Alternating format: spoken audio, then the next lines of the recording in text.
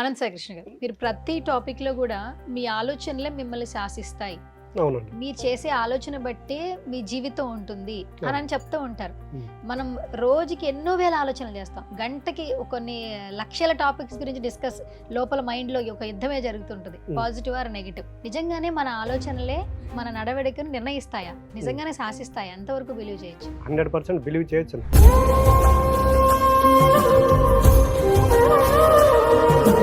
మనకు భగవద్గీతలో ఒక శ్లోకం ఉంటుంది. విషయ వాంఛన గురించి సదా మన్నం చేయవాడికి వాని యందు అనురాగం అధికమై అది కామంగా మారి చివరికి క్రోధమగను. దీని వలన ఆ మనిషి జ్ఞాపక శక్తి నశించి బుద్ధిని కోల్పోయి చివరికి అధోగతి పాలు. అంటే ఇక్కడ చూడండి, విషయ వాంఛన గురించి సదా మన్నం చేయవాడి కంటే విషయ వాంఛనం అంటే మనం దేని గురించి అయితే ఆలోచన చేస్తూ ఉంటామో, అంటే ఆలోచన అంటే నువ్వు పాజిటివ్ ఆలోచన చేస్తున్నావా నెగిటివ్ ఆలోచన చేస్తున్నావా అనేది మనకు తెలియాలి. ఇక్కడ యూనివర్స్ అనేది ఎటువంటి సంబంధం లేదండి. మన జీవితాన్ని నిర్ణయించేది మాత్రం మన ఆలోచనలేనండి. అక్కడ చూడండి, శేవాంచన గురించి సదా మన్నం చేయవాడికి వాని అన్న అనురాగం అధికమై అన్నప్పుడు ఏమవుతుందండి, ఇక్కడ చూడండి, అనురాగం అంటే మనం అనురాగం అంటే ప్రేమ అనుకుంటాం ఇక్కడ. బట్ మనిషి చేస్తున్న తప్పు ఏంటంటే నెగిటివ్ వాటిపైన ప్రేమ పెంచుకుంటున్నాడు. యూనివర్స్గా తెలియదు.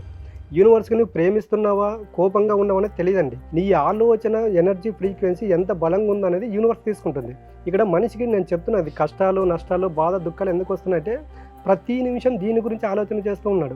నెగిటివ్ గురించి ఆలోచన చేస్తున్నాడు, నెగిటివ్ వ్యక్తులతో కలుస్తున్నాడు, నెగిటివ్ మాట్లాడుతుంటున్నాడు, నెగిటివ్ వింటున్నాడు, నెగిటివ్ పరిస్థితుల్లోకి వెళ్తున్నాడు. కాబట్టి యద్భవం తద్భవం. నీ ఆలోచనలు అలాగే ఉన్నాయి కాబట్టి నీ జీవితం కూడా అలాగే రూపాంతరం చెందుతుంది.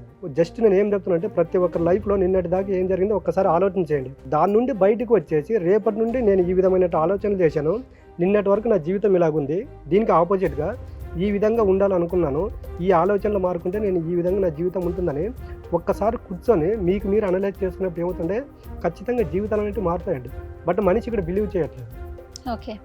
అంటే ఇప్పుడు కొంతమంది ఉంటారండి, వయసుతో సంబంధం లేకుండా ఖచ్చితంగా సక్సెస్ రావాలను, డబ్బు రావాలను గట్టిగా అనుకుంటారు. వాళ్ళకి నిజంగానే law of attraction, manifestation, visualisation తెలియదు. కానీ బలంగా నమ్మితే అది జరుగుతుందని పెద్దవాళ్ళు చెప్తారు. మీరు గట్టిగా అనుకోండి అయిపోతుంది అంటుంటారు. రీసెంట్గా సాయి పల్లవి గారి సినిమాలో. సో నిజంగానే మన మనసులో ఒక పాజిటివ్ వైపుతో ఉన్న ఒక ఏదో ఒకటి మన మనసులో అనుకుంటే అది నిజంగా మన దగ్గరకు వస్తుందా? ఖచ్చితంగా అండి. ఇక్కడ చూడండి, మనం బలంగా నమ్మాలంటే అంతే. యూనివర్స్ అనేది ఇప్పుడు మనం అనుకుంటూ ఉన్నామా, నేను అనుకున్నది జరుగుతుందా అని మీరు బలంగా అనుకోండి, యూనివర్స్ అనేది మీకు ఇస్తుందండి. ఇది మీరు బ్లైండ్గా ఫిక్స్ అయిపోవచ్చు. మీకు ఇప్పుడు చెప్తున్నారు మీరు ఏజ్కి సంబంధం ఉందా, చదువు సంబంధం ఉందా. ఇప్పుడు చదువు రాని వాళ్ళకి visualisation, subconscious mind, manifestation, law of attraction ఇవన్నీ తెలియదు. బట్ ఇప్పుడు సోషల్ మీడియా అనేది ఉందండి. మనము ఇన్స్టాగ్రామ్ చూసిన తర్వాత ఫేస్బుక్ చూసిన చదువు రాని వాళ్ళు కూడా వాళ్ళు ఏమవుతున్నారంటే ఎక్స్పోజ్ అవుతున్నారు బయట. బట్ ఎందుకు ఎక్స్పోజ్ అవుతున్నారంటే వాళ్ళ మైండ్లో దాని గురించి ఆలోచన చేస్తున్నారు.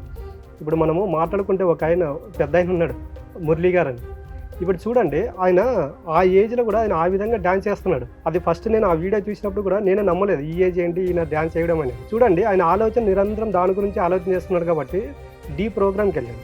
డీ ప్రోగ్రామ్కి వెళ్ళిన తర్వాత అక్కడ నాగబాబు గారు ఉన్నారు. నాగబాబు గారిని కలిసిన తర్వాత ఆయన అడిగాడు. ఆయన అడిగితే ఈయన చెప్పాడు, నేను చిరంజీవి గారి ఫ్యాన్ అంటే ఆయనకి ఎప్పటి నుంచో ఒక కోరిక, నేను చిరంజీవి గారిని కలవాలని. ఇక్కడ చూడండి, యూనివర్స్ అనేది ఎలా పనిచేస్తుందంటే నువ్వు చిరంజీవి గారిని కలవాలనుకున్నావు, నువ్వు డైరెక్ట్గా చిరంజీవి గారి దగ్గరికి వెళ్ళావు. ఇద్దరి మధ్యన ఏదో ఒక క్రియేషన్ జరగాలి. ఆ క్రియేషన్ జరగడానికి అక్కడ నాగబాబు గారు వచ్చారనమాట. ఇప్పుడు చూడండి, ఈ నాగబాబు గారి ద్వారా ఈయన వెళ్ళి చిరంజీవి గారిని కలిశారా లేదా? అంటే ఇక్కడ ఆయనకి చదువు వస్తుందా? చదువు రాదు. ఆయన కూర్చొని విజువలైజేషన్ చేశాడా? లేదు. అంటే మేనిఫెస్టేషన్ అయితే జరిగింది కదా. అంటే దాన్ని ఆయన బలంగా అనుకున్నాడు అనమాట. నేను ఏ విధంగా అయినా సరే నేను చిరంజీవి గారిని కలుస్తాను అని ఆయన బలంగా అనుకున్నాడు కాబట్టి అది మేనిఫెస్ట్ అవుతుంది. నేను అదే చెప్తున్నాను, మీరు ఒక్కటి బలంగా అనుకున్నారు అనుకోండి, మీ లైఫ్లోకి ఏది కావాలంటే అది వచ్చి తీరుతుంది. ఇప్పుడు ఎగ్జాంపుల్, ఆ పెద్ద ఆయన ఎలాగైతే ఆయన అనుకున్నది కోరి సాధించాడో మీరు కూడా ప్రతి ఒక్కరు మీకు ఏది కావాలో మీ ఫోకస్ మొత్తం దానిపైన ఉంటే ఖచ్చితంగా యూనివర్స్ అనేది కూడా ఇచ్చి తీరుతుందండి. యూనివర్స్ సిద్ధాంతం ఒకటేనండి, నేను లేదు అనను, మీరు ఏది కోరితే అది ఇవ్వడం నా బాధ్యత, మీరు అక్కడి నుండి డైవర్ట్ అవ్వద్దన్నది మాత్రం యూనివర్స్ చెప్తుంది. అంటే ఇప్పుడు మన మనసులో సంకల్పం అనేది గట్టిగా ఉంటే అది పాజిటివ్ అయితే తప్పకుండా యూనివర్స్ అనేది వింటుంది. అవునండి. మనుషులు వినకపోయినా యూనివర్స్ వింటుంది. మనుషులు వినరండి, యూనివర్స్ వింటుంది. యూనివర్స్ వింటుంది కాబట్టి మనకి రిజల్ట్ వస్తుంది. ఇప్పుడు మీ జీవితంలో ఎన్ని నెగిటివ్ జరిగినప్పుడు ఒకసారి పాజిటివ్ గురించి ఆలోచించండి, ఎందుకు జరగవు? ఓకే. సో మరి ప్రతి వారం అలాగే నెలలో కొన్ని క్లాసెస్ ఉంటాయి ఫ్రీగా, సో వాటి డీటెయిల్స్ తెలియజేయండి. ఎవ్రీ సండే ఆన్లైన్ క్లాసెస్ అనేవి ఫ్రీ ఉంటాయండి. మంత్లీ ఒకటి ఆఫ్లైన్ క్లాస్ అనేది ఉంటుంది. ఇది ఫుల్ డే సెషన్ ఉంటుందండి. హెల్త్ ప్రాబ్లం ఉన్న వాళ్ళకు అనంత అమృత క్రియ ఉంటుంది. రిలేషన్ ప్రాబ్లం ఉన్న వాళ్ళకు అనంత ఆనంద క్రియ ఉంటుంది. మనీ ప్రాబ్లం ఉన్న వాళ్ళకి అనంత కుబేర క్రియ ఉంటుంది. స్పిరిచువల్గా జర్నీ స్టార్ట్ చేయాలి అనుకుంటున్నారా? డబ్బు పరంగా, ఆరోగ్య పరంగా, రిలేషన్స్ పరంగా సమస్యలతో సతమతమవుతున్నారా? ఒకసారి స్పిరిచువల్ గురువుతో మాట్లాడితే అన్ని ప్రాబ్లమ్స్ క్లియర్ అయితే అని భావిస్తుంటే మాత్రం స్క్రీన్ మీద స్క్రోల్ అవుతున్న నెంబర్స్కి కాల్ చేయండి.